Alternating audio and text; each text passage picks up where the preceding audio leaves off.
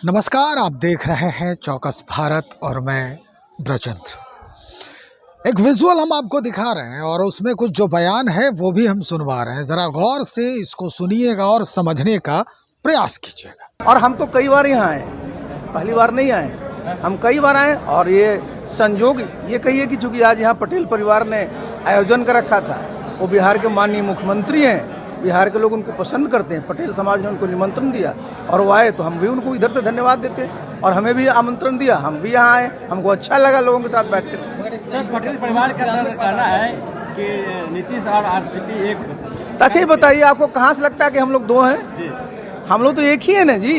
देखिए, हम उनके साथ 25 वर्षों तक रहे जी। तो जितना हम उनको जानते हैं, जितना वो हमको जानते हैं, कोई जानता है क्या? ये आरसीपी सिंह है और इस वक्त वो मकर संक्रांति के आमंत्रण पर कहीं शिरकत कर रहे हैं। कुछ कार्यक्रम हो रहा है, वहाँ भोज है, वहाँ पहुँचे हैं। निश्चित तौर पर वही बुलावा भी आया था नीतीश कुमार जी को, जो राज्य के मुखिया हैं। अब इस बात को लेकर इनके बयान पर कई संशय जो हैं इस वक्त खड़े हो रहे हैं। संशय की बात करें तो एक सवाल है कि भाई क्या आप नीतीश कुमार के कुनबे के साथ अब जुड़ने का प्रयास कर रहे हैं? आरसीपी सिंह कहते हैं कि मकर संक्रांति आने दीजिए, इसको बीतने के बाद आप भी देखिएगा, आप भी समझिएगा। अब ये कयास क्या कुछ कहता है, हम इस पर बातचीत को आगे बढ़ाएंगे। सबसे पहले आरजेडी के जो प्रवक्ता हैं एजाज अहमद, उनसे भी हमारी बातचीत हुई। क्या कहना है उनका वो सुनिए आप। आरसीपी सिंह के आने की खबर है, वापसी की खबर है जदयू में, क्या लग रहा है? क्या ये देखिए, जनता दल यू का अंदरूनी मामला है, लेकिन एक बात समझ लेना चाहिए, जिस आरसीपी को इन्होंने दूध की मक्खी की तरह निकाल करके फेंक दिया, जिस आरसीपी ने कहीं ना कहीं नीतीश कुमार के राजनीतिक वजूद को और राजनीतिक रूप से इनको एलिमिनेट करने का जो व्यू रचना रचा था भारतीय जनता पार्टी के साथ मिलकर के, वो स्पष्ट रूप से सामने आ चुका था। लेकिन अब चूँकि नीतीश कुमार कहीं ना कहीं जो भूंजा पार्टी के माध्यम से घिर चुके हैं, अब पुनः भारतीय जनता पार्टी के जो व्यू रचना में फंस चुके हैं, उससे उभरने के लिए इनको आरसीपी की आवश्यकता पड़ रही है। और आरसीपी को अपने राजनीतिक रूप से अपनी राजनीति को कहीं ना कहीं आयाम देने के लिए नीतीश जी की आवश्यकता पड़ रही है। इसीलिए एक दूसरे को पूरक मान करके ये लोग राजनीति में एक दूसरे के साथ गलबहिया करना चाहते हैं। लेकिन अब जनता दल यू का अंदर में जो नेतृत्व है, वो नीतीश जी के सोच को प्रमाण चढ़ा पाता है कि नहीं चढ़ा पाता है, या आरसीपी का जो राजनीतिक व्यू रचना है उसको कहीं ना कहीं स्वीकार कर पाता है कि नहीं कर पाता है, ये देखने वाली बात होगी। लेकिन राजनीतिक रूप से एक दूसरे के करीब आने के लिए जो दोनों में बेताबी या बेचैनी है, वह स्पष्ट रूप से दिख रहा है। और इस बेचैनी का कहीं ना कहीं प्रतिफल आपको जनता दल यू के अंदर नेतृत्व के बीच सुगबुगाहट के रूप में भी दिख रही होगी। और जो राजनीति चल रही है, उस राजनीति में अब नीतीश कुमार अपने आप को उबारने के लिए किस तरह का खेल खेल रहे हैं और किस तरह का व्यू रच रहे हैं, यह स्पष्ट रूप से कुछ दिनों बाद सामने आ जाएगा। लेकिन एक बात समझ लीजिए, अब नीतीश कुमार जी को भी ये बात समझ में आ चुका है कि हमको अगर अपनी राजनीति बचानी है तो हमको विरासत की राजनीति के साथ साथ अपने पुराने लोगों की सियासत के साथ जुड़ करके विरासत को बचाने के अभियान में आगे आना होगा। इसीलिए वो आरसीपी को ला करके राजनीतिक खेल खेलना चाहते हैं।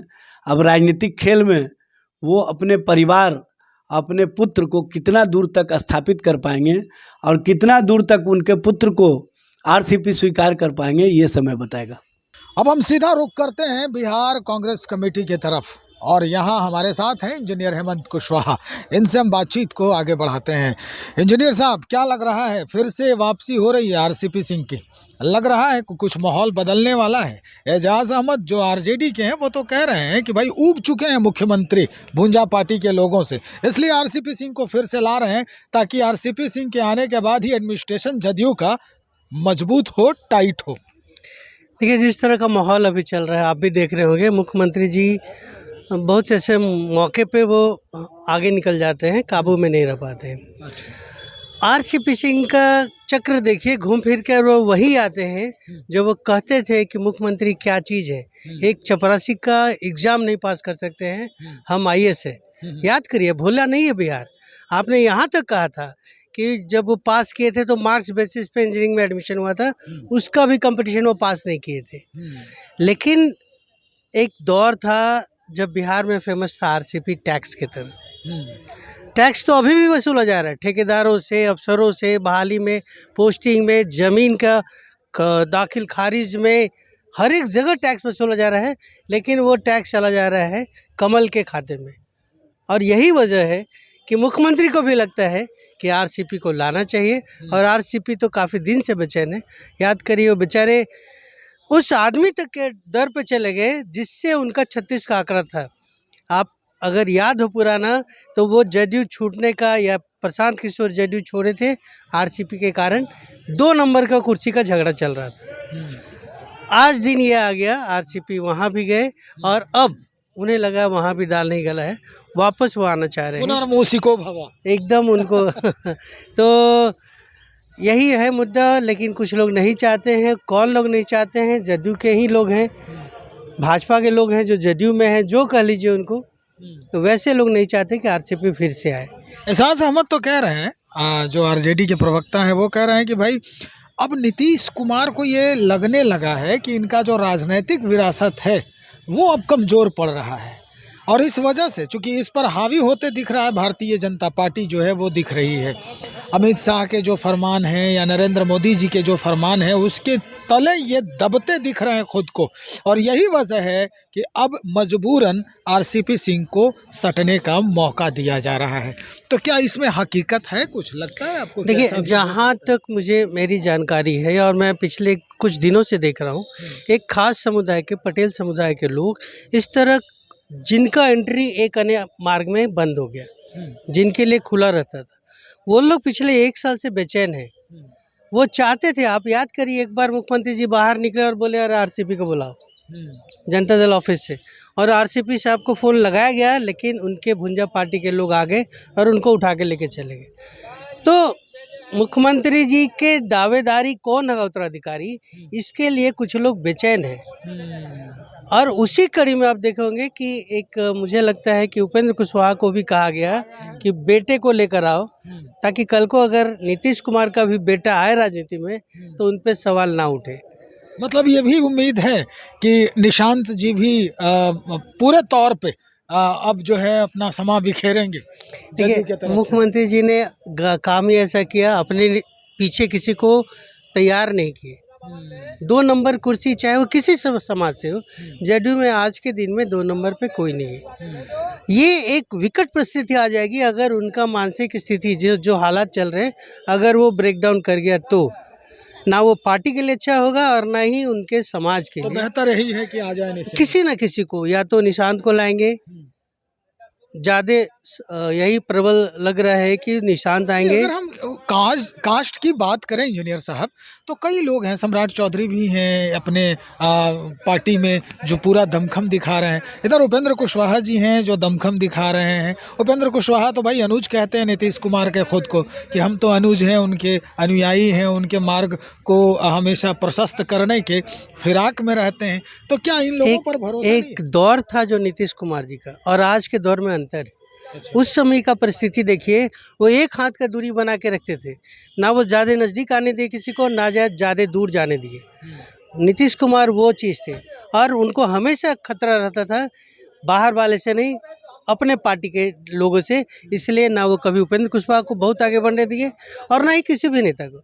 अब पटेल समाज से किसी को आगे नहीं बढ़ने दिए। आरसीपी बढ़ रहे थे, उनको आपने नीचे किया। तो समय समय पे माननीय नीतीश कुमार जी ऐसे करते आए हैं। अब जो स्थिति है ना, उनकी जो मानसिक स्थिति है, लोग को डर है कि उनका जो सोच काम नहीं कर रहा है। कुछ लोग उन पे अपनी इच्छा थोपते हैं और उस तरह काम कर रहे हैं। रहा बात सम्राट चौधरी, उपेंद्र कुशवाहा, सम्राट चौधरी बीजेपी के टीम से आते हैं और भाजपा चाहती है कि उनका मुख्यमंत्री बने। लेकिन जिस दिन उनका मुख्यमंत्री बन जाएगा, जदयू का नामो निशान मिट जाएगा, ऐसा लोगों का मानना है। इसी वजह से चाहे वो मनीष वर्मा को लाया गया, याद करिए, बनाया जा रहा है ऐसा, ऐसा रास्ता बनाया जा रहा है कि पहले मनीष वर्मा को लाया जाए, लेकिन उनको भी चलने नहीं दिया लोग। एकदम गवाह है, मतलब मैं ऐसा कुछ भी नहीं बोल रहा हूँ, ये सब रिकॉर्डेड है। जैसे ही वो भ्रमण करने का शुरू किया, उनको बैठा दिया गया कि आप नहीं जाएंगे, नीतीश जी जाएंगे। और नीतीश जी जाते हैं तो करते क्या है, अधिकारियों से मिलते हैं, हाथ दिखाते हैं, उठ के चले आते हैं, उनको बोलने तक नहीं दिया जाता है। तो कहीं ना कहीं लग रहा है कि ये उनके लिए और पार्टी के लिए स्थिति गड़बड़ है। और इसीलिए आरसीपी सिंह तो चाहते ही हैं, आरसीपी को नज़दीक लाया जा रहा है, लेकिन संजोग देखिए कल भी उन लोग का भरत मिलाप नहीं हुआ। मुख्यमंत्री जी अलग टाइम पे गए, आरसीपी अलग टाइम पे गए। अब किसके कारण गए, क्या वजह रहा, ये तो पता नहीं, लेकिन कुछ लोग का साजिश है आज भी कि दोनों आमने सामने नहीं हो। चल, बहुत शुक्रिया। हमारे साथ इंजीनियर हेमंत कुशवाहा जो कांग्रेसी हैं, इस वक्त वो बातचीत कर रहे थे इस पूरे प्रकरण पे कि आरसीपी सिंह की पुनर्वापसी हो रही है जनता दल यूनाइटेड में।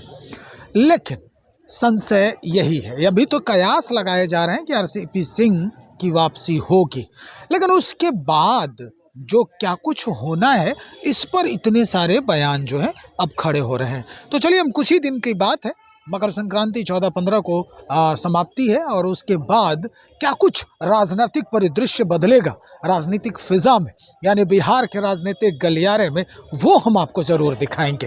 तब तक इंतज़ार करें, बने रहें हमारे साथ। बहुत शुक्रिया।